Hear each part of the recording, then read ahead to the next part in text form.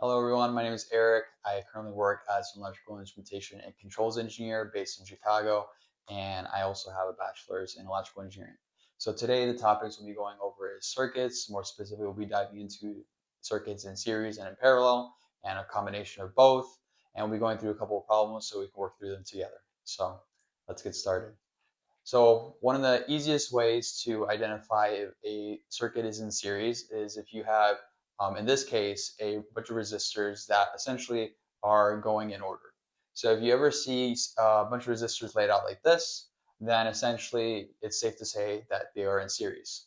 So if I call this, let's say R1, resistor 1, I call this resistor 2, and I call this resistor 3, then in order to solve a bunch of resistors and have them equal to an equivalent resistance, then all I would do is combine all three. So I go R1 plus R2 plus R3.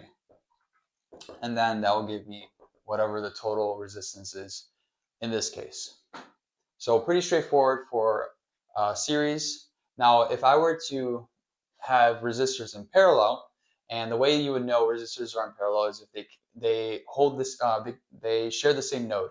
So in this case, they share the same node here. They share the same node here, or sorry, they share the same node here and here because they're both connected. And essentially, in this case, when let's say we call this R1 and we call this R2, what happens is that when we have resistors in parallel, the way we would actually find their equivalent resistance is that we would actually go 1 over R1 plus 1 over R2, and then we take the inverse, and that would give us the equivalent resistance for resistors in parallel. Awesome. So I'm going to erase the board. We're going to do a couple problems with also some voltage sources so we can go through them together. So let me erase the board. Okay, so I created two problems for us to go through. Both of them very similar, but one's still a little bit different from the other. And we're just going to essentially try to find the total power going through the entire circuit. So essentially what we'll be doing is, so the first thing you need to remember is Ohm's law. So Ohm's law, what that states is that V voltage is equivalent to current times resistance. So that's the biggest thing, right? And then we also just figured out how to solve resistors and get the equivalents for if they're in series and if they're in parallel, right? So I have a circuit over here that's 10 volts that goes through a 10 ohm resistor. Let me also, these are all ohm. And then we have two 5 ohm resistors as well.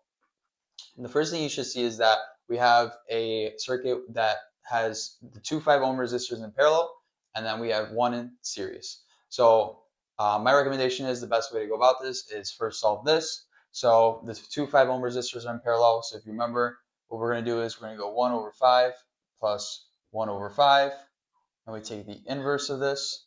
So if you have a calculator, you can quickly plug that in.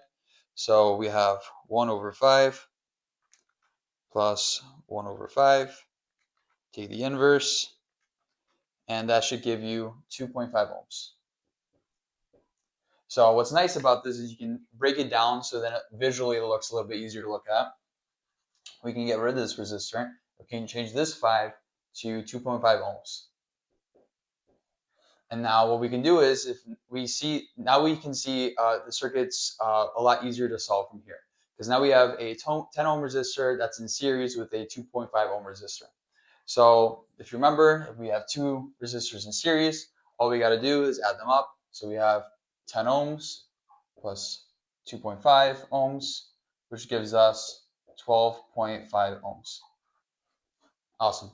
And then from here, if we wanted to find the power flowing through the entire circuit, we want to find the current. And then with the current, we can find power. So the equation for power is just voltage times current. That's how you identify power. So we have a voltage value, which is a 10 volts, but we still don't have our current, right? So we're going to use Ohm's law to identify what our current is flowing through the entire circuit. So what we're going to do is we're going to do 10 volts utilizing Ohm's law divided by our resistance, which is 12.5 ohms. And if you put that in your calculator, what you should get is 0.8 amps. Awesome. And then from here, all you got to do is multiply the voltage, which is 10 volts, multiplied by the current, 0.8 amps, and your total power flowing through the circuit is 8 watts. Awesome. Cool. So that's for that problem. Now this problem over here is a little bit trickier, and the reason why I say that is because now I have another resistor that's added over here, right? But honestly, it's pretty straightforward because, like I said, we see a lot of commonalities with this one to this one, right? So my recommendation is the best way to go about this is that you add these two resistors in series first. So you have 2 ohms plus 2 ohms, right? So you have 2 plus 2, which gives you 4 ohms. So if you wanted to convert the circuit to make it a lot easier for you to visually see it, you can change this to now a 4 ohm resistor. And then from here, you have 2 4 ohm resistors in parallel, right? So if you remember our equation, we're going to go, let me erase this really quick. We're going to go 1 over 4 plus 1 over 4. Take the inverse. And what's that going to give us? Let's just put in our calculators really quick. We're going to get 2 ohms. And so we can convert this and break it down even more. So we can erase this. We can now say that this resistor over here is 2 ohms. Awesome. And now, because that's 2 ohms, we have both of these in series like we saw from the previous problem. So all we're going to do is 5 ohms plus 2 ohms, which gives us 7 ohms. And now if we wanted to find the power, first we also need the current. So we're going to use Ohm's law. So our voltage is 5 volts. We have I times R. We divide by the resistance. So 5 volts divided by 7 ohms, which should give us 5 divided by 7. 0.714 amps. That's our current. And then to get the power, we just do voltage times current. So voltage, 5 volts, multiplied by the current, 0.714, which gives us 3.57 watts. Awesome. I'm going to erase the board one last time. We're going to go through one final problem, and we should be good from here. Okay, awesome. So this is the final problem we're going to go through. It's going to be a little bit more challenging. There's going to be a lot more breaking down, but it's also a good problem to kind of go through because you're going to most definitely see challenging kind of circuits down the road. So this is kind of a good place to start. So we're going to kind of go through things we see and things that look confusing and stuff we didn't see before. So this looks the same, but now we're going to change our values to be kilo ohms and regular ohms. So it's also very important to know how to convert from kilo ohms to ohms and all that good stuff. So we have 2 kilo ohm resistor. And then what we see is from here to here, it gets split in 3 directions. We have one that goes through a 50 ohm resistor to another 50 ohm resistor. We have one that goes straight down the middle here. That's a 200 ohm resistor. And then we have one here that's a 100 ohm resistor. Now, there's some things that we can solve right off the bat that will make this a little bit easier for us. And I feel like the more we break this down, we're going to notice kind of like a trend and then hopefully be able to figure it out. So the first one being these 2 resistors over here, right? They're both connected and they're basically going from one after the other, right? So in this case, a 50 ohm resistor plus a 50 ohm resistor, if we put it up here, now becomes an 100 ohm resistor.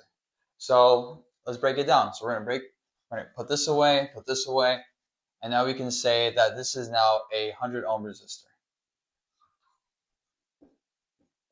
Okay, not bad so far. Now what we're going to do next is kind of identify what's going on over here, these 3 things, right? And I think one of the best ways you can kind of visually see what's going on is that if I were to go from this resistor to here to this point, this node over here, right? So if I were to redraw the circuit like this, 2 kilo ohms, now I have this node over here, right? And what I can actually do is I can break down that node and have that all 3 of those resistors be split up, right? Because essentially what's happening is I have one resistor being split up over here, right? Which could be this 100 ohm resistor. Then I have this one over here that's going down through the middle, which is this 200 ohm resistor. And then this 100 ohm resistor over here that's also getting split up over here, right? And if we put it into this kind of format, right off the bat, we notice that this is essentially in parallel, right? We have our 100 ohm resistor in parallel with the 200 ohm resistor in parallel with the 100 ohm resistor, right? So that makes our life a little bit easier. So I'm going to erase this and kind of go through how I would approach it. So I would first put these in parallel first. So our equation, 1 over 100 ohms plus 1 over 200 ohms. And then we'll actually might as well add a third, which in this case would be plus 1 over 100 ohms.